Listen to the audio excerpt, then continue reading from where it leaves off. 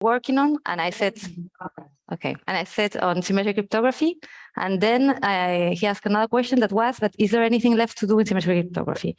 So while I was preparing this talk, I recalled this situation, and I thought that a good aim of the talk would be to manage that no one, or to try at least that no one ever asks this question again. So I will start saying just a few words about symmetric cryptography. But before, a disclaimer, because parts of my work that will be cited during this talk wouldn't have been possible without my students, without Virginie, Xavier, André, Antonio, Paul, Nicolas, Ritam, nor without the Cosmic team and all my co-authors, and in particular my colleagues Anne, Gaëtan, Leo, André, Anthony, and Christina. So many, many thanks to them and to my ERC Quasimodo. So I was saying, we are going to start with a few words, a few important things I wanted to say about symmetric cryptography. And then I will talk more in detail about what Or just said about a big part of my work during the last years on quantum safe symmetric cryptography. So I think to understand the situation in symmetric cryptography, it's very important to understand what is our current scenario, because we've had in the last 2 decades many competitions that have taken place. So the AES, NESI, STREAM, SHA-3, CISAR, the lightweight competition that is ongoing right now. And so the outcome of this is that we have a lot of new standards, new recommendations for a lot of different situations. And that's why I think the question I got is kind of fair, because maybe are we done now that we have a lot of things to use? And the answer is clearly no. And there are 2 main points why we're far from done. The first one is that we need to continue analyzing these primitives that we have chosen. And the second one is that new needs might appear, and we will need new primitives for constrained applications. So I will develop a little bit more the first point regarding cryptanalysis, because a primitive is secure as far as no attack on it is known. And the more we analyze a primitive with cryptanalysis without finding any weaknesses, the more reliable it is. And that's why cryptanalysis is the foundation of the confidence we have on the primitives that we use. And it's very important to design new attacks and to keep on improving the existing ones, because this is essential to keep on trusting the primitives, or more importantly, to stop using the one that we found out to be insecure. And I think it's fair to say that in symmetric cryptography, we're kind of paranoid, or we can be seen as kind of paranoid, because we find that things are broken very easily. Sometimes very impractical attacks consider already a primitive break. And I think there's a very good reason for this. It's because attacks only get better with time, and most of the times they represent properties that were not expected by designers. So some weaknesses that should concern us, and that is better to be safe than sorry. So this better to be safe than sorry is going to appear, I think, at several points during the presentation. And the second point that I mentioned was that new needs for primitives or constructions might appear. So what happens usually is that if new needs appear that are not satisfied by the current standards or recommendations, and an official competition takes place, so many proposals often appear. And that's why with cryptanalysis, we try to find out what is the highest number of rounds that we can attack. If we can break one of them, of course, we stop considering it. But if we can't, we try to see how far can we get attacking it. So this number of rounds, that's the highest number of rounds that we can attack, gives us an idea of how many rounds we have left. And that's what we call the security margin, which is very important for comparing all these proposals. And those that have a decent security margin then are compared with regarding to different types of efficiency. And lately, there's been a lot of new needs that have appeared that we will see a bit more later, like ZK, FHE friendly, low latency, masking, quantum safe. And sometimes this implies very innovative designs, and new ideas and analysis needs to be proposed. So it's a very important part of our work. And now I'm going to just mention quite briefly a very short selection of a short list of my favorite results in the last 10 years on symmetric cryptography. There are many that will stay not mentioned, unhappily. I don't have time to go through all of them. So in these last 10 years, there have been some devastating attacks in some widely implemented constructions. For instance, we had been waiting for a SHA-1 collision since the theoretical collision attacks from Wang in 2005, and it was in 2017 that Stevens et al. Found the first SHA-1 collision. And later, in 2020, Laurent and Perrin showed how to build chosen prefix collisions that was completely devastating. Less expected were the practical attacks that Inoue et al. Proposed in 2019 on the operation mode and ISO standard OCV2 that was a widely used 15-year-old construction. And recently, last year, attacks on around 2 to the 40 were proposed on the GPRS encryption algorithms, GA1 and GA2, and in particular in GA1, it's suggested that the backdoor was introduced so that the security couldn't be higher than 40 bits. And yesterday, Itai presented some improvements, some very nice improvements of these attacks in the afternoon session. So besides these attacks on concrete instances, we have also seen some new families of attacks appear. For instance, one I think of the most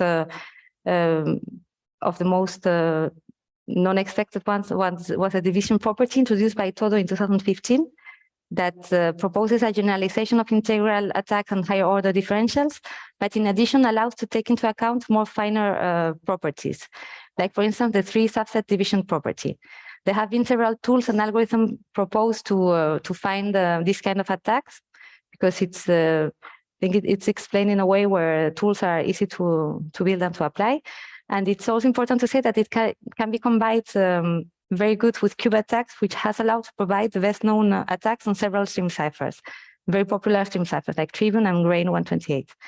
And also it allowed to propose the full break of MISI1, which is a widely implemented primitive, but there are not practical attacks for now. And a lot of development has been have taken place in this kind of attacks during the last years. And regarding designs, one of the most important trends, I think, it has been to propose new constructions that are adequate for MPC, FHE, ZK friendly, easy masking. And I think there are more than that I have not put in the slide, but I think mainly we can classify them in 3 packets. The first one is the constructions that use partial nonlinear layers, like Zorro, LowMC, Hades, Poseidon. And there were some attacks on some preliminary versions. For instance, Zorro, the one I proposed, was completely broken. And but I think we have learned a lot from this, and many nice results have came out. And there's also some that are string cipher based, like Trivium and Flip.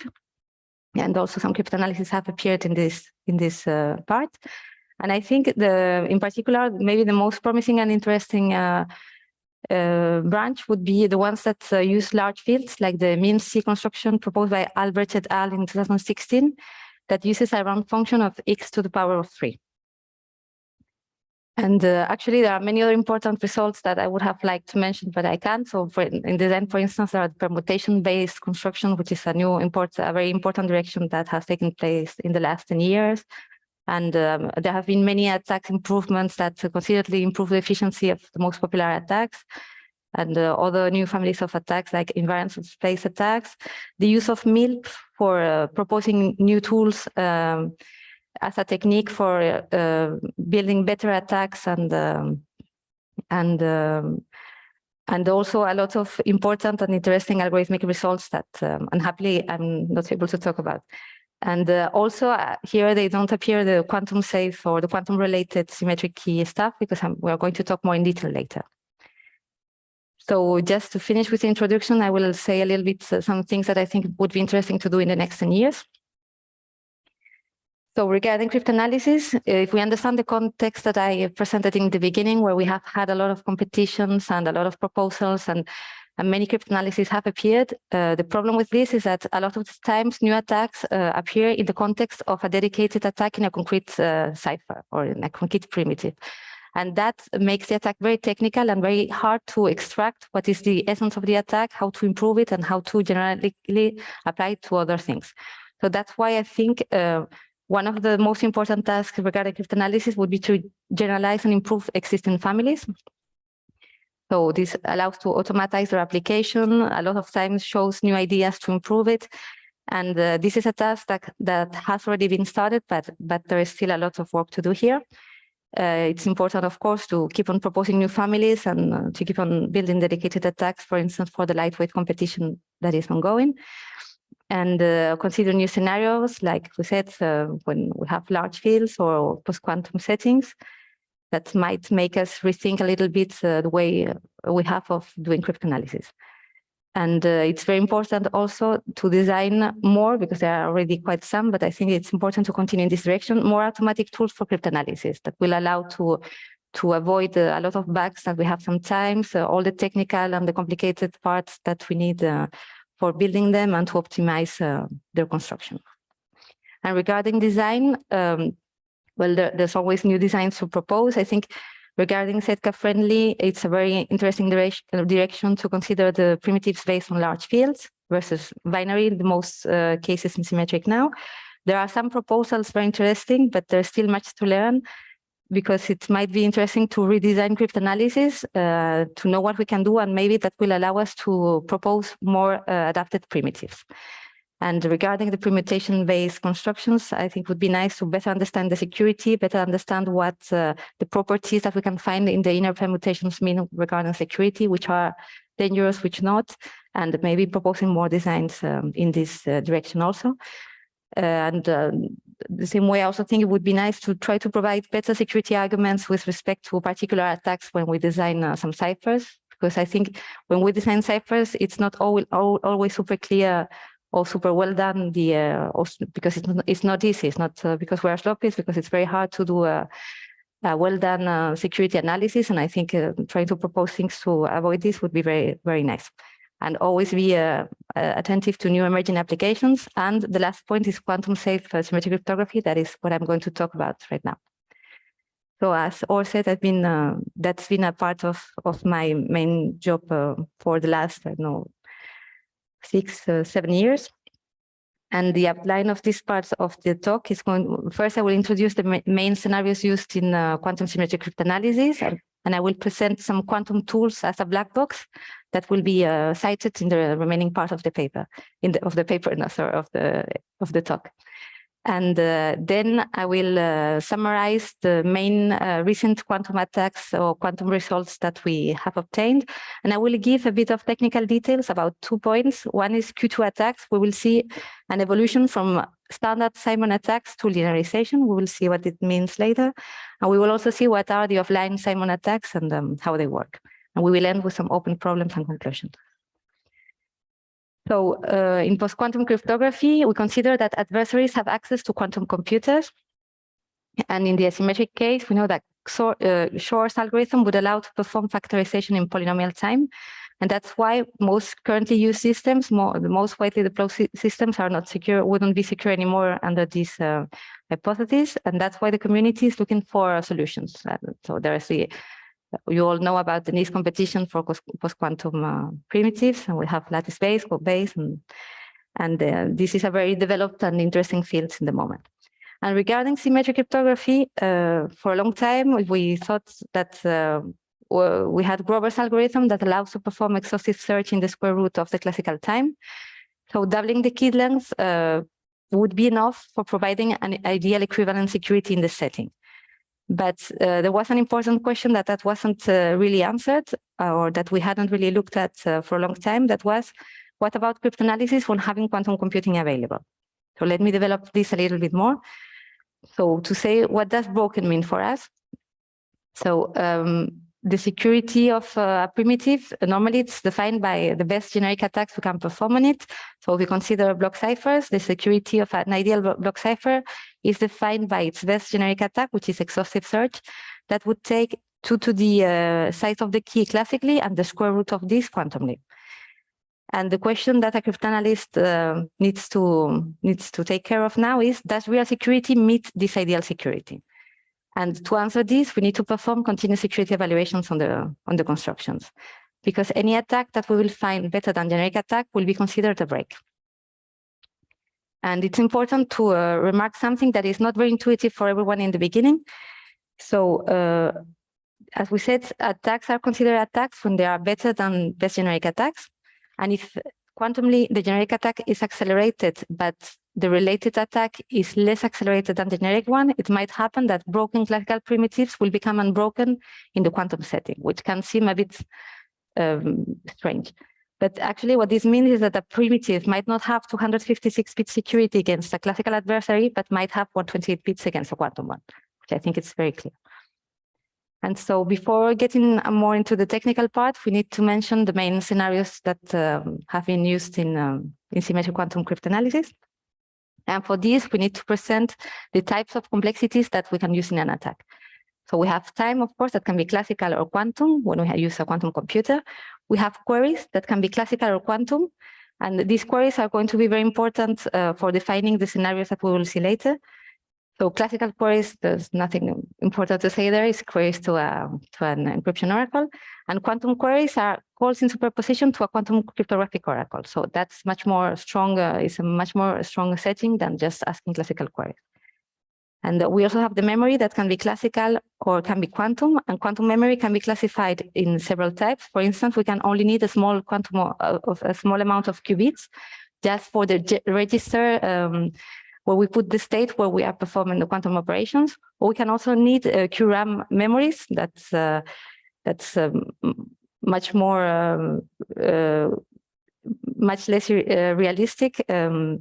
But these memories also can be classified into types, quantum access classical memories or quantum access quantum memories. So a first very simple classification regarding attacks is can be done regarding memory. So it's very obvious to say that the less complex the memory is and the less memory we need, the more realistic will be the scenario.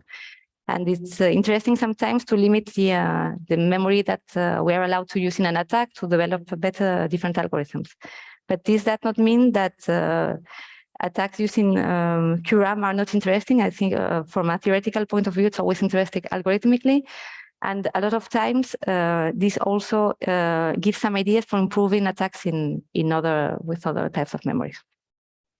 So now we can go to the 4 considered scenarios that I mentioned before. So, sorry, let me just drink a bit of water.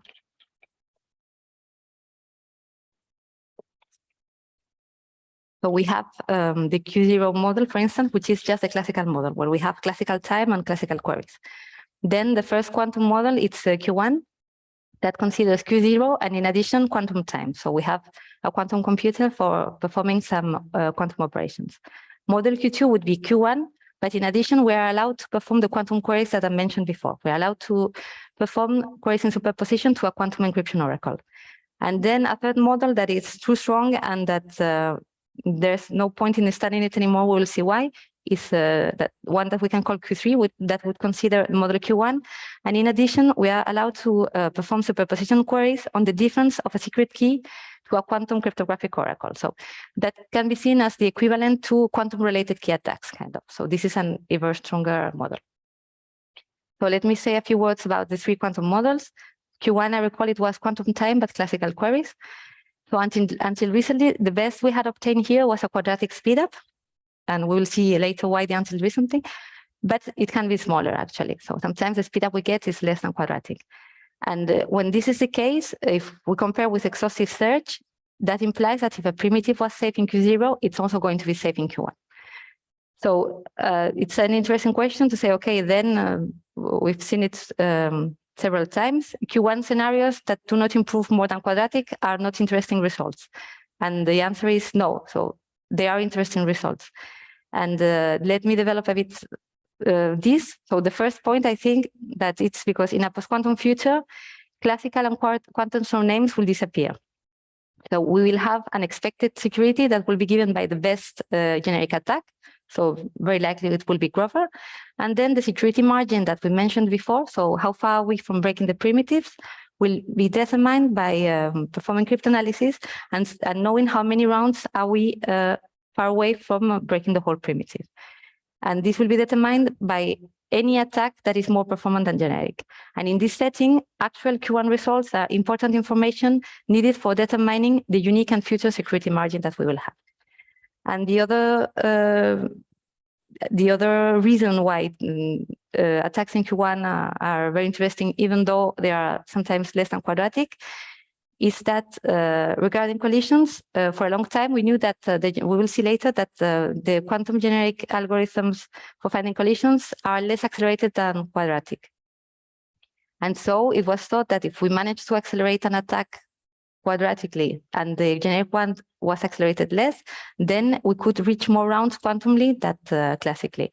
And actually, Osoyamada and Sasaki showed in 2020 that this was the case by building quantum rebound attacks that reach more rounds, which was a super nice result. And to say a few words about model Q2, that I recall again is one that uses quantum time and quantum queries, so quantum superposition queries to a quantum cryptographic oracle. So this is indeed a very powerful model, but I think there are many good reasons to study security in this scenario. So of course, if a primitive is broken in Q1, that's much more meaningful, and maybe we're not that interested in a primitive anymore. But if it's not the case, I think a primitive resistance in Q2 gives us very important information. Some reasons why it's very nice to use this model is because it's very simple, and that's why it's used in security proofs. It's non-trivial, and by this I mean that many constructions still seem resistant in this scenario, and also because it's inclusive of all intermediate scenarios, so different protocols or obfuscation or hybrid machines that might have some quantum parts on it, incompetent users. So as we said, we like to be better safe than sorry. So I think if we can be safe in Q2, it's better to try. But of course, it's not. It's a very powerful model, and so it has been defined and used in many results. And I think that at least an attack in this model implies that we need to be extra careful when implementing the primitive in a quantum computer and using it in certain applications. And also, we have seen, and we will show later, that ideas in the Q2 model have proved useful for improving attacks in Q1, which is very nice, I think. And finally, the Q3 model, which was the kind of quantum-related key setting, where we have quantum time and quantum superposition queries on the difference of a secret key in the quantum encryption oracle. So this is a super strong model, and actually Retteler and Stawand showed in 2015 that everything is broken in this model. So it's too strong, and that's why it's not really interesting to study it anymore, because we already know it's a trivial.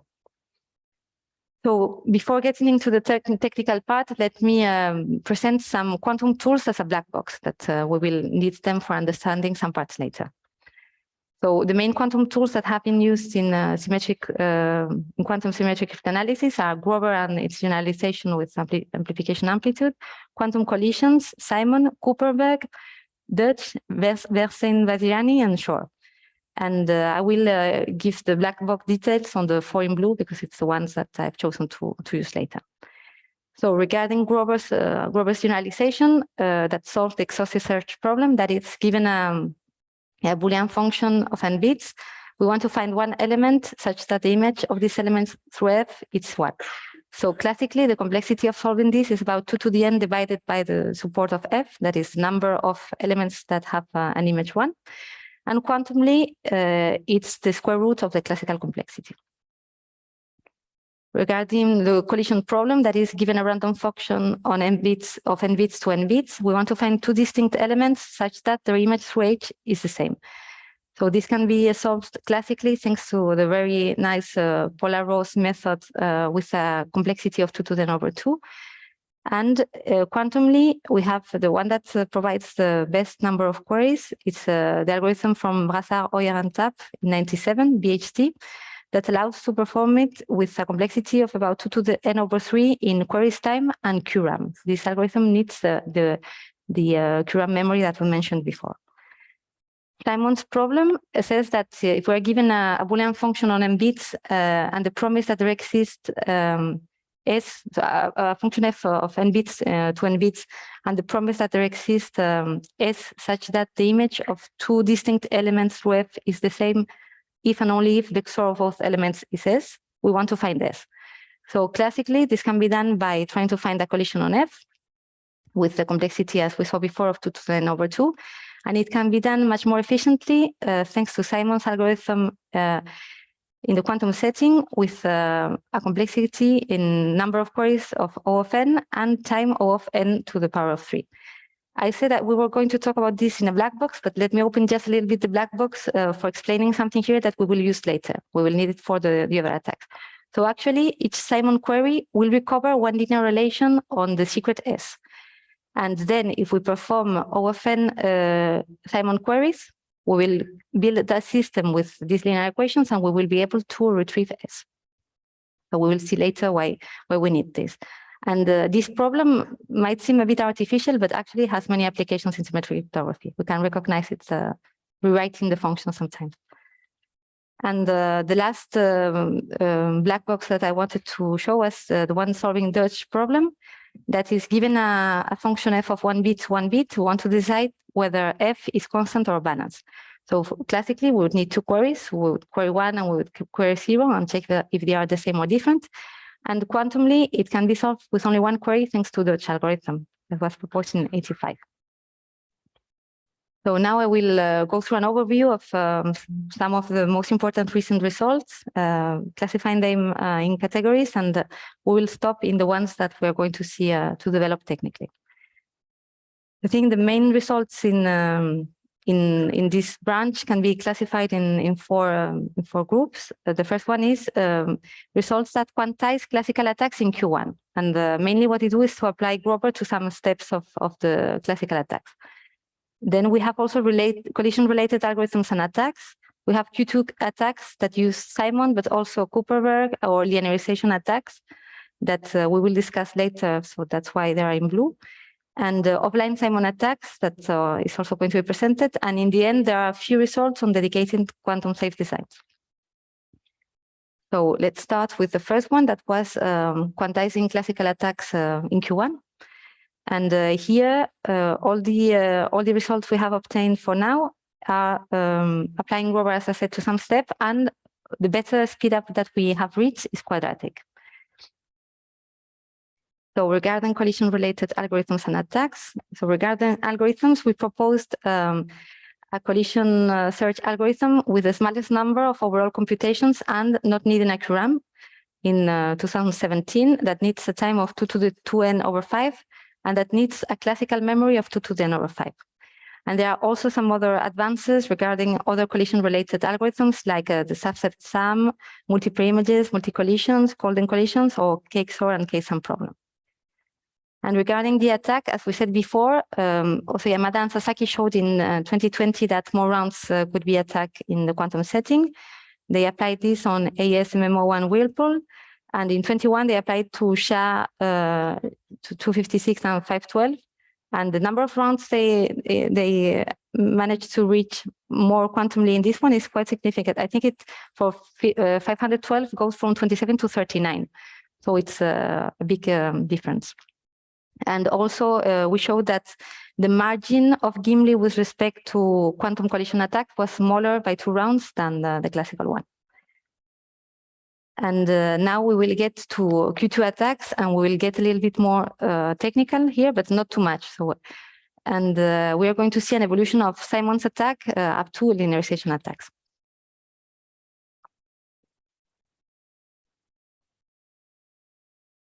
Okay. So for illustrating the most simple possible Simon attack, I think it's good to consider the Evenmancer construction that was proposed in 1997.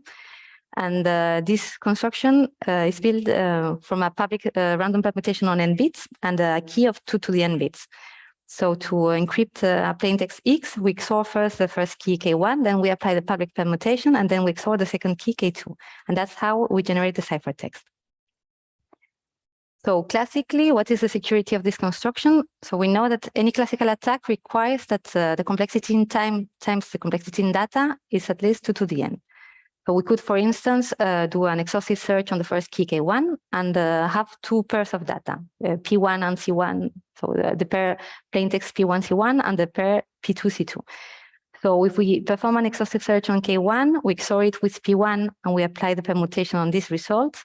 And then we XOR this with the ciphertext of P1, we recover automatically the possible K2. And then once we have a pair of K1, K2 that can be a solution, we check if when we encrypt P2 with these keys, we generate C2. So that's a way of recovering both keys that will cost us 2 to the n in time and 2 data. And there are other ways of reducing the time below 2 to the n. For instance, we could define a function f as the encryption of x XORed to p of x, as we can see in blue in the slide, what it gives when we developed. And it's easy to see also that f of x has a period, as f of x is going to be the same, it's going to produce the same result as f of x XOR k1. So in this case, we can perform a different trade-off where the time and the data complexities, both of them will be of 2 to the n over 2. But in this case, we cannot reduce the data complexity below 2 to the n over 2 as all the calls to F are queries. So we can try to do different trade-offs, but with this attack, we cannot reduce the data over 2 to the n over 2. So Diamond in 91 proposed a way of reducing this data complexity and reaching all the possible trade-offs in the curve t equal to 2 to the n over d, defining the function h of x, which is the encryption of x XOR the encryption of x XOR 1, and g of x, which is p of x XOR p of x XOR 1. And it's important to remark that g of x are not queries. So any call that we will perform to g of x are not queries that we need to call. So then these two functions, it's very related to what we saw in the function f of x before, have also a period that is k1. So h of x is going to be the same as g of x XOR k1. So we can, the same way, try to find the collision here, and we decide how much calls we do to g, how much calls we do to h, and this will give us all the possible trade-offs in the curve. And in 2012, Dunkelman et al. Proposed a slidex attack that allows to transform this in a known plaintext attack, because this one is a chosen plaintext attack. Okay, so that's enough for classical security of Ibn Mansour.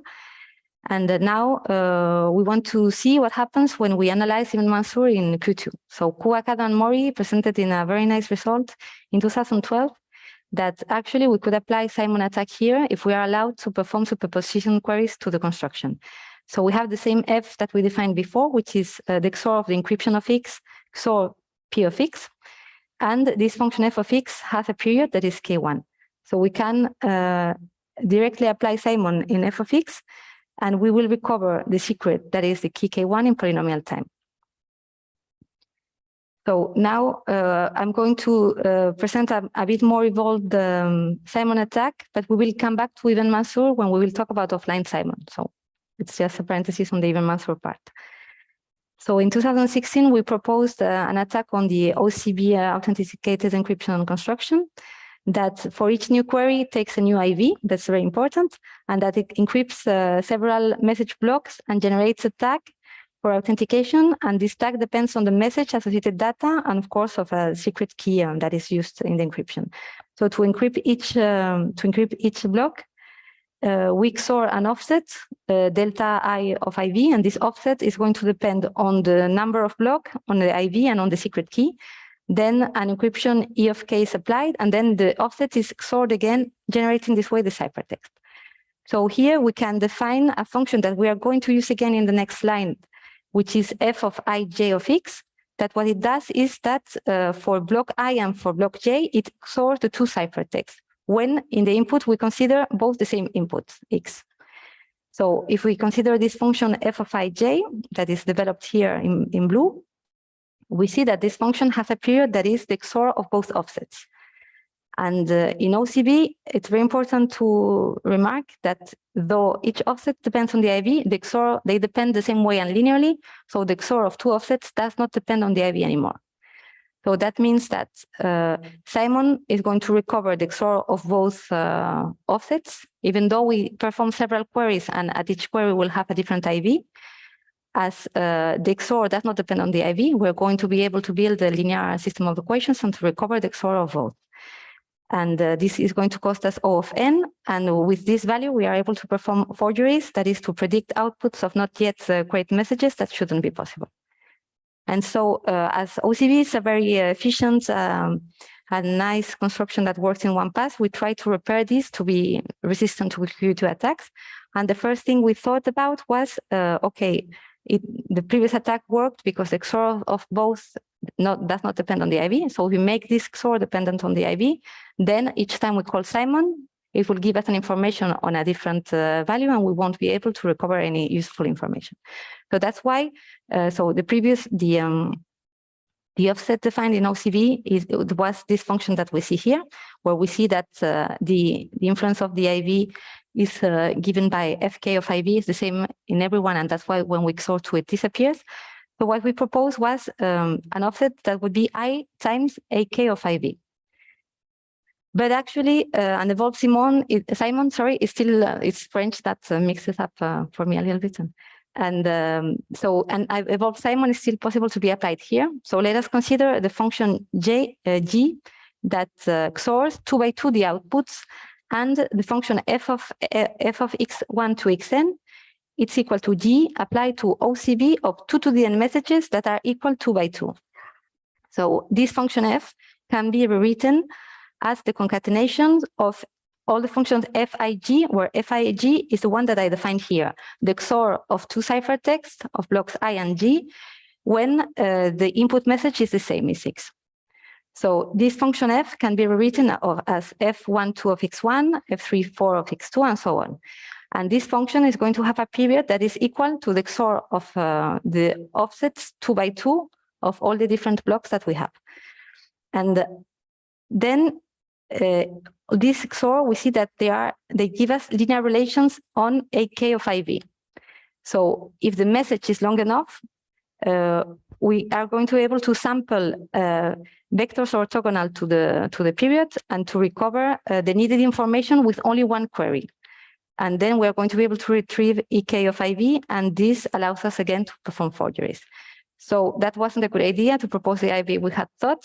So until now, we have seen what we can call maybe standard Simon attacks. And these attacks mainly apply when the message blocks are directly XORed to something, to the value, to the internal state. And then the most logical solution is to apply tweakable block ciphers in order to avoid this XOR, the direct XOR that allows us to apply Simon. So for instance, ThetaCB uses tweakable block ciphers, and we think that their standard Simon attacks wouldn't work. And then the question was, so no more Q2 attacks are possible in this setting? And actually, yes. So if in 2021, we could show that in some cases, we can apply some other type of Q2 attacks, but there's an easy way to avoid them. So here we see the computation of the tag in ThetaCB3. So here, this is the associated data that is treated, each block of associated data by an encryption function and a tweak. And at the end, they are all XORed, and they are also XORed to the checksum of the message that is, again, encrypted with a tweakable block cipher, and this generates the tag. But here it's very important to say that all the tweaks are independent from the IV, but the last one. This is T is the only one that depends on the IV. So for instance, if we consider an empty message here, so here we have a 0 input, and one only associated data block that can be either 0 or 1, and the function fi of b that considers the truncation of the tag to the bit I the truncation of the tag to the bit I. So this is the function that we obtain. This is the encryption of the block 0, and this is the encryption of the block data that we have that is not 0, that can be 0 or 1. Then here we can apply dirge to the function fi_b, and it will say us if the truncation of I is equal to 1. That means that the values of the encryption of 0 and the encryption of 1 are different, because it will tell us if it's balanced, or it will tell us if this is constant, which means that their value is the same. So if we repeat these things n time, we will be able to recover the whole value of AKT0 of 0, so AKT0 of 1, and this will allow us again to produce forgeries. So there are other more complex linearization attacks that apply other quantum algorithms besides this one. But I think what we have learned up to here is that it's a good idea not to use offsets, but mostly tweakable block ciphers for encryption with tweaks that depend on the IV and on the block. And this allows us to resist to standard Simon attacks. And the associated data parts also have to depend on the IV. So we need that the tweaks also depend on the IV, so that we cannot perform linearization attacks. So that's how we conceived QCB that we proposed last year, that has basically with what we just said, uses tweakable block ciphers with the tweak depending on what they should, and the associated data has tweaks that also depend on the IV. So this is a list of some of the main results that have appeared in Q2, and most are standard Simon attacks as ones that we saw in the beginning. And there's some other a bit different results, like the FX attack of Leander and May that proposes the Grover meets Simon that we are going to see next. And the Cooperberg attacks that apply when instead of XORs we have modular additions. And I think it's also nice to say that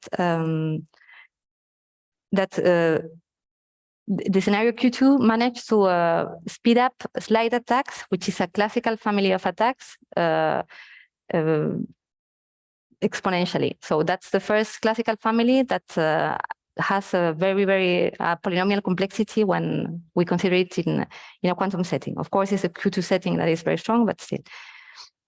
So now we can go to the offline Simon attacks, which is the fourth group of results in quantum safe symmetric cryptography.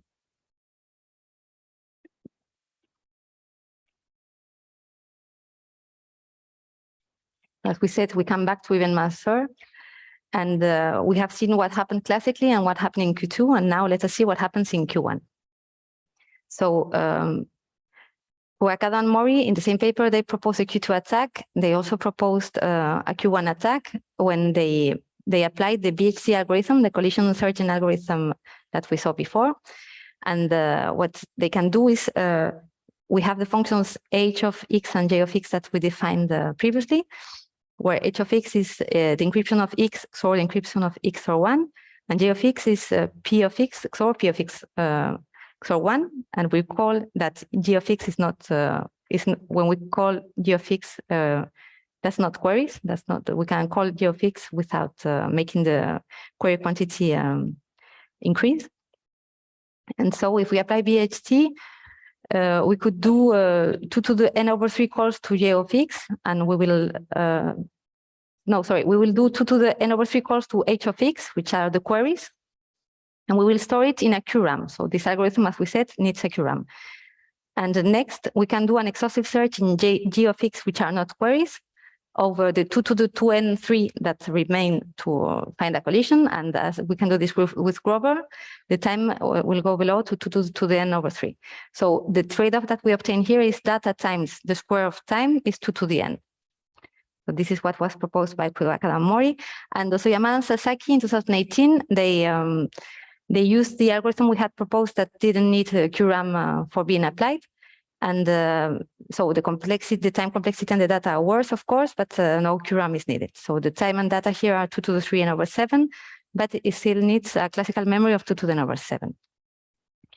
And there are some important questions that were open when we had these two results that were, could we improve these attacks? And could we use Simon's algorithm in Q1? That was a question that had been asked quite a lot of times. So in order to answer this, let us first have a look at the FX construction.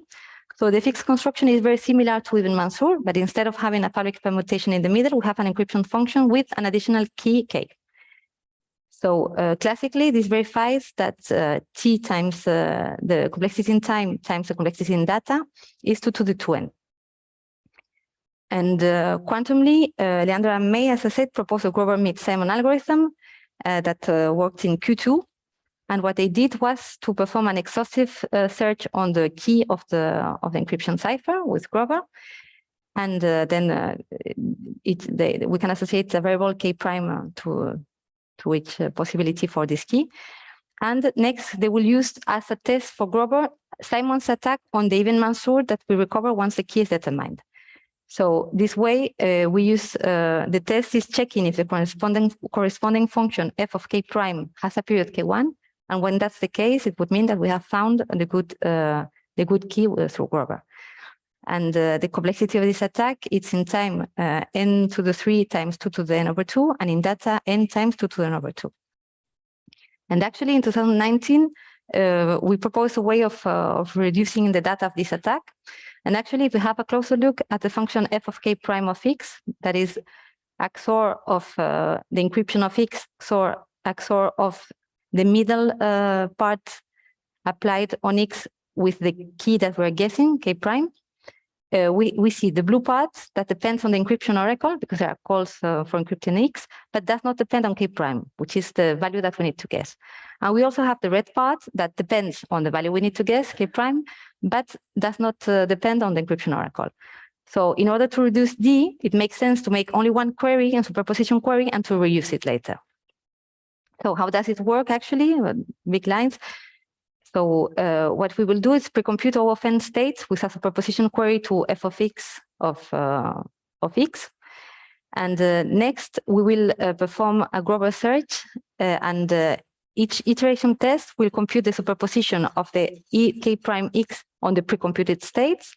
We'll check with Simon if this is periodic, and next it will undo the computation in order to go back to the original states and be ready for the next iteration.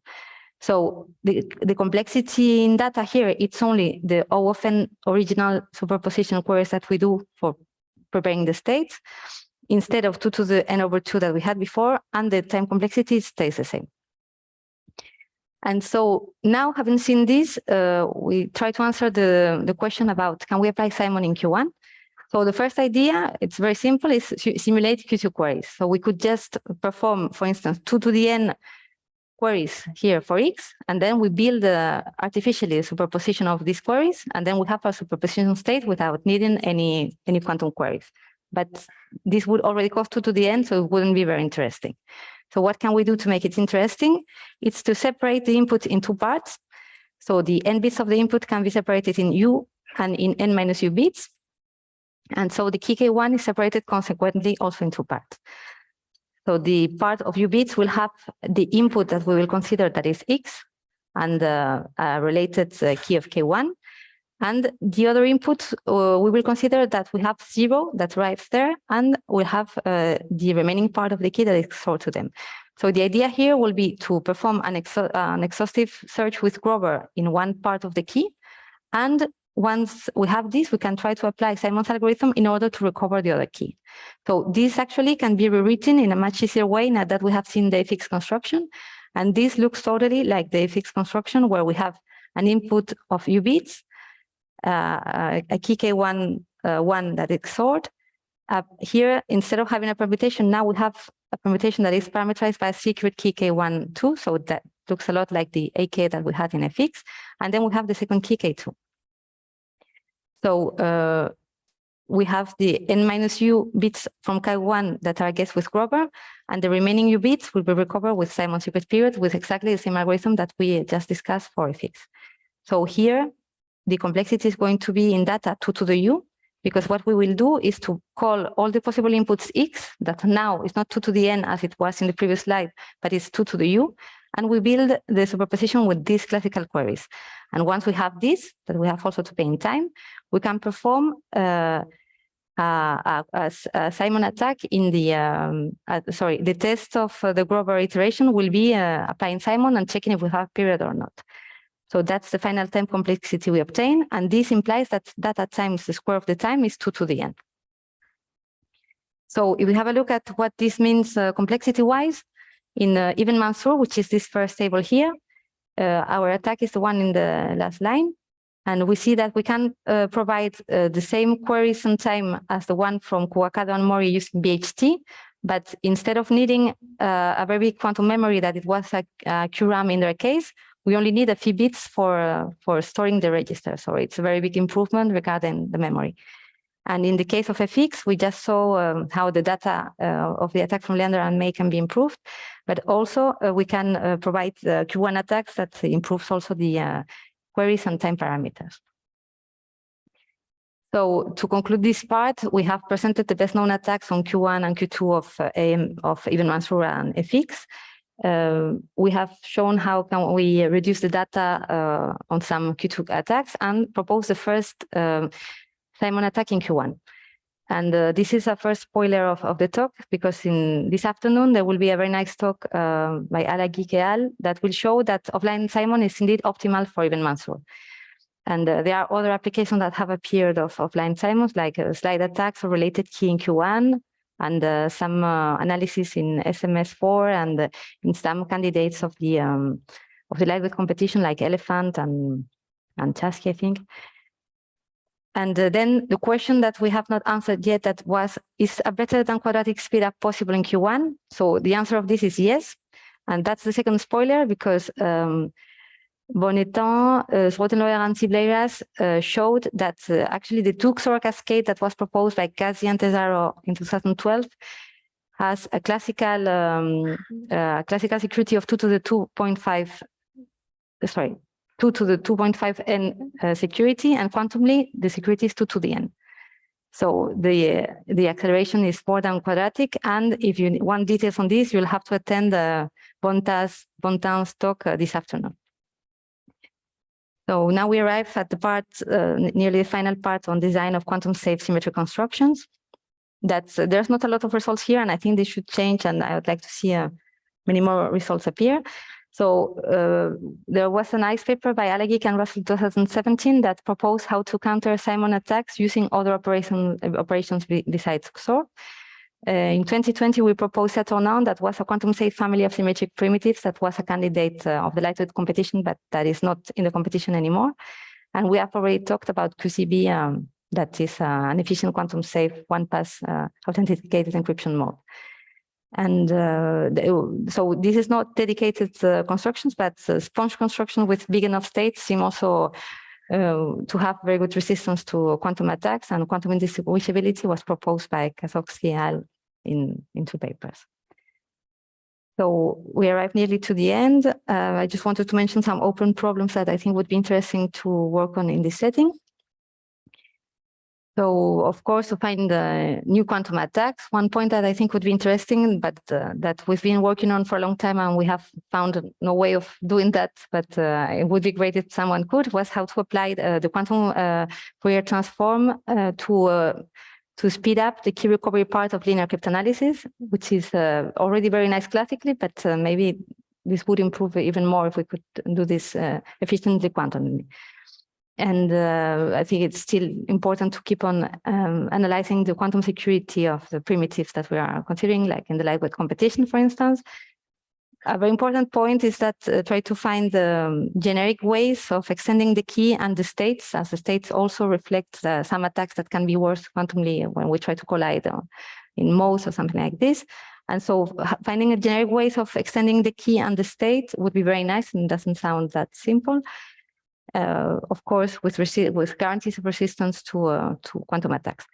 And another point that I think a lot of people have looked at, but so far no results regarding this, is trying to apply Simon attacks on hash functions, because as in hash functions we don't have a key. Those attacks wouldn't be in Q2 but in Q1. So if we find the kind of structure that we have exploited in Q2 attacks in hash function, that would give, I think, very important attacks. And I think also it's important to try to evaluate the costs of quantum implementation of algorithms to correctly compare them to generic attacks, propose more quantization of classical cryptanalysis. We are working on trying to build offline linearization attacks. That doesn't seem very obvious now, but I think it would be nice.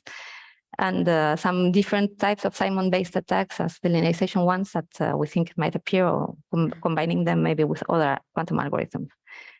So just to conclude the quantum safe part, nearly the talk, I think that's the lesson to remember is that there is no reason to panic, that symmetric crypto seems to be holding on very well. I think an interesting point I insist would be to try to find ways of easily using the constructions we have now, and proposing bigger internal states and bigger keys would be very interesting. And also we have seen that sometimes ideas for quantum cryptanalysis might improve classical attacks, but I think it's a very nice result, and we have to keep it in mind. And there are many things yet to do, like to precisely evaluate the security, to find new better attacks, and to adjust parameters. So thank you very much, and I hope you all will remember that there are still lots of things to do in symmetric cryptography. Thank you.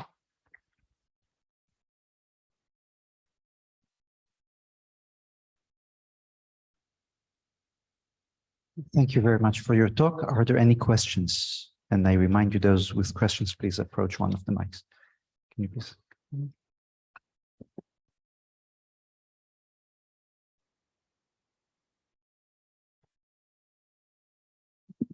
Hello, madam. Thank you for the wonderful talk. This is Asma from Pakistan. My question is, madam, you have mentioned in slide number 10 that in the post-quantum cryptography scenario, talking about the symmetric cryptography, the Grover's algorithm has just reduced the exhaustive key. So we have to double the key length for the equivalent ideal security. So is there any other solution in your mind which you can suggest for for keeping the symmetric algorithms safer in the post-quantum cryptography, please? So I think doubling the key is needed, but yes, it's not a question maybe? Or? Yes, yes. In the slide number 11, you have shown the solutions also. Yes.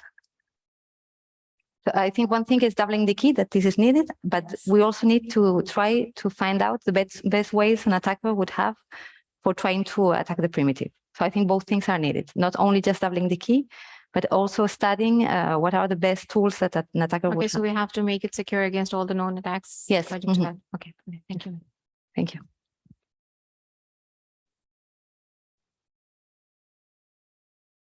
Yeah, so question. The Q2 model is often criticized as being quite unrealistic.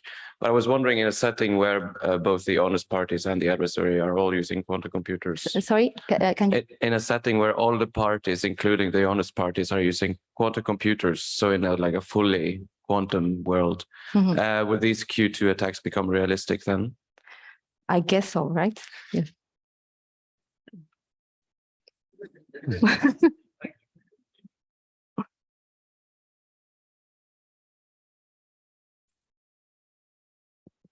Hi, and thanks for a great talk. I have a question related to the Q2 security, to the Q2 model, especially related to Feistel networks, for example. So we know that 3 and 4 rounds are attacked in the CPA and CCA case respectively. I think there is a result by Iwata and Hoso Yamada about security in the CPA case for the 4 rounds. How about security for CCA queries in the Q2 setting? Is it open problem or? So yes, I think it's an open problem. I know that Akinori is working on that like crazy, for instance. Okay. So a lot of people, I think they're trying to make the 5 round with probable quantum security, but it seems kind of complicated for now. Okay. But I think there are a lot of advances, and I think that's something that when we'll have more tools for the probable quantum security, maybe in these settings, I think it will appear. But yeah, I think everybody's expecting that 5 rounds should be right, but that's it. Yes. Another question I have: what about indifferentiability, for example? Is it a topic that has been addressed? So in sponge functions, for instance, no, in distinguishability, but I'm talking specifically about Feistel, because there's this thing that so traditionally results have been improving, like 14 rounds is classically differentiable, and then down to 11, 10. I don't know what's the state of the art. So I'm not aware of any result, but I think it would be very interesting, of course. Any direction, any results on understanding better security or having more guarantees, I think would be super interesting. Okay, thank you.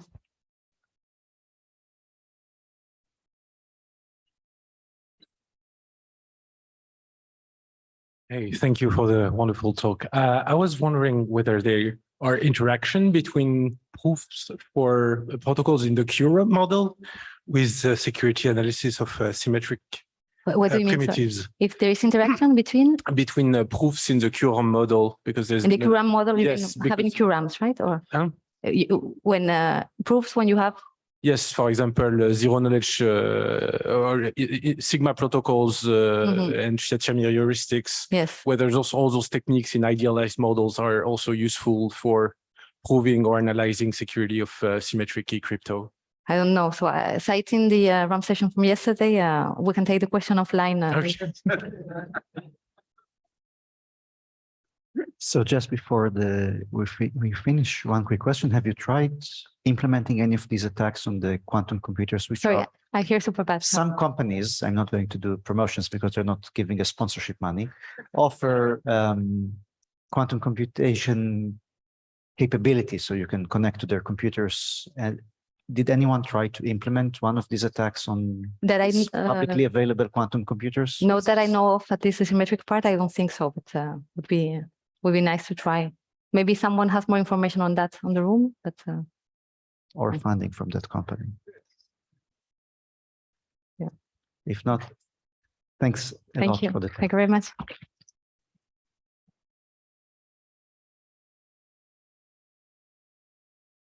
We will reconvene in about 7 minutes here and in the other room.